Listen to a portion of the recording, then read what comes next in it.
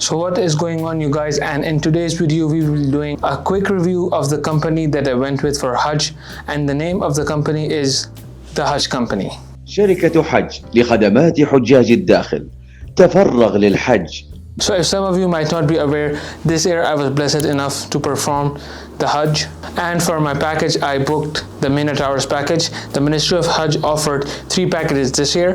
The first one was the Meena Towers, the second one was Hospitality 1, and the third one was Hospitality 3. And the price for each package depended upon the services that they were offering. So as you can guess from the name of it, the Meena Towers was the highest package, and the range of that package was between 16,000 to 18,000 Saudi Riyals, depending upon which city you are coming from. The prices for Riyadh and Khobar was relatively higher as compared to if you're going from Jeddah. And after that, Hospitality 1 was in the range of 14 to 16,000, again depending upon which city you're coming from. And finally, Hospitality 2 was from 11,000 to 13,000.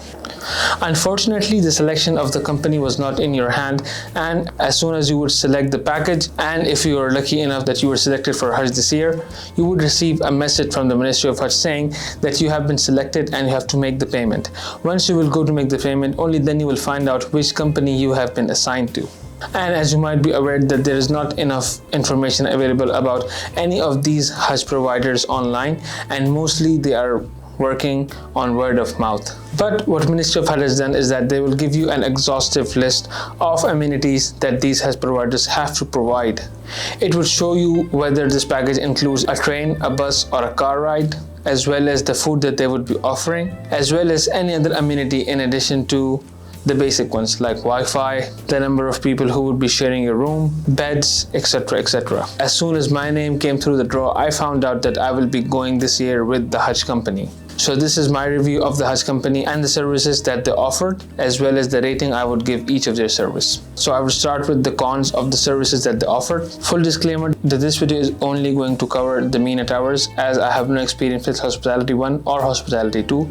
So if you are here for that, I hope you find this video useful. So the first thing, as soon as we reached the destination of where the camp was going to take off, was that the main people who had signed up for this group were all Arabic speakers. So all in all, they had around 1,200 people, and by the end of the trip I found out there were only 45 people who were non-Arabic speakers. Other than that, everybody else was a native or an Arabic speaker, so which meant that most of the communication that was being done was in the Arabic language. So if you are someone who might not have any experience or might not understand Arabic as fluently, so you might get frustrated at times because there was only one group supervisor who knew how to speak English, and if that person was not there, you would be lost and you wouldn't know what to do. The other thing that I was really disappointed about was the room that they had provided and the number of people they had put inside the room. When I was applying for the Meena Towers package, I was under the impression that the maximum number of people in one room would be 6 to 8.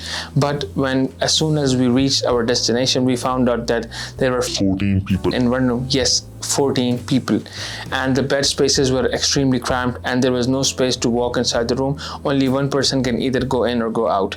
As far as the toilets are concerned, those 14 people were sharing 2 toilets and 2 bathrooms, so that was pretty manageable.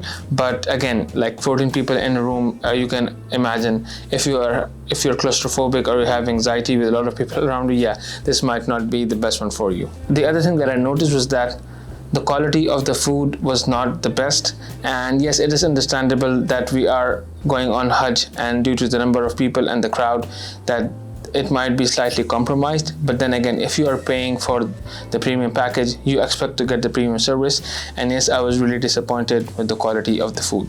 Even so, to the point that if I were to refer back to the brochure, the things that were mentioned were not even available in the menu.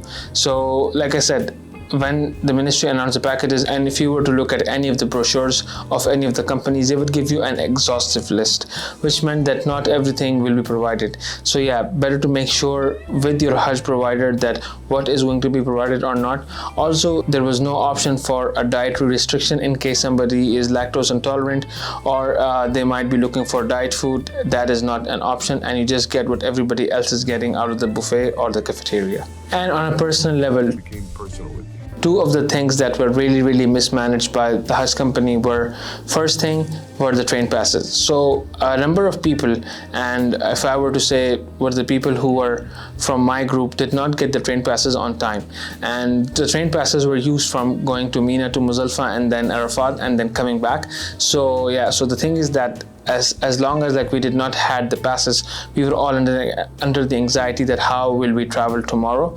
And yeah, and the other thing was that every other group had their passes, but for us we did not receive it until the morning before we had to leave. So that was something that I was not expecting, because the management and the organization had to be top quality because of the amount and the price we paid. The second thing that was heavily mismanaged was the bed in Muzdalifah. Yes, when we reached Muzdalifah, a lot of us did not get the beds, and we had to share with some people, and then even some people had to sleep in the praying area. So yes, again, I would say that if you are paying premium quality, you would expect that you would get the best services, but that wasn't the case. And yeah, those are the things that I was really disappointed with. One final thing that I would like to add, and it is again a personal observation, was that they had put all the non-Arabic speakers in one group, so which meant that you did not get an opportunity to mix with a different culture. And what happened with me was that all the people from Pakistan and India were all in the same room and in the same bus while we were heading to Meena. So yeah, again, this is a convenience in some things, that yes, you get to have a chat with people who know the language and all, but then again, you also miss out on the opportunity to learn about the culture of different people and learn from them and make new connections. So yeah, that was something that I did not appreciate that much, but yeah, again, that can be a very personal preference, and that was mine. And now coming to the pros. So yeah, not everything was bleak at the Hajj company, and there were also a lot of good things. So the first good thing was that the tower was close to all of the places where we had to perform the ritual. To give you an example, that Meena Tower was only 5-minute walk on foot from the Jamarat, and they even had golf carts that would take you there, which would take even less than a minute to get you there, so you can perform your rituals on time and before everybody else get there, so you get enough time. Similarly, when we were in Muzdalifah and Arafat, they did not force us to leave early. Everybody was given the options, since they had enough buses and enough people to look around. So yeah, we were given the option that whatever time we want to leave, it was easy for us, and somebody would always be there. The other good thing was that wherever there was a crowd, they would send out one of their volunteers who would have the vest and the banner of the Hajj company, so that if in case you get lost, you can look at it and then you can follow that person. So that was one of the things that I really appreciated, that they looked after the people and they made sure that nobody got lost and everybody was there on time and together. The other good thing was, even though that there were a lot of people that did not speak the English language, the staff was extremely helpful and friendly. They tried their best to answer your questions, and whenever we had a problem and if our group leader was never to be found, they would actually give him a call by themselves, and then they would try to find them, or they would find someone who could translate the language for us, so that it becomes easier for everyone. Yeah, so on that side, they were extremely helpful. So earlier I talked about the quality of the food, but when it comes to the quantity was very good. So like whenever you would go to the kitchen or the buffet place, you would always find food there.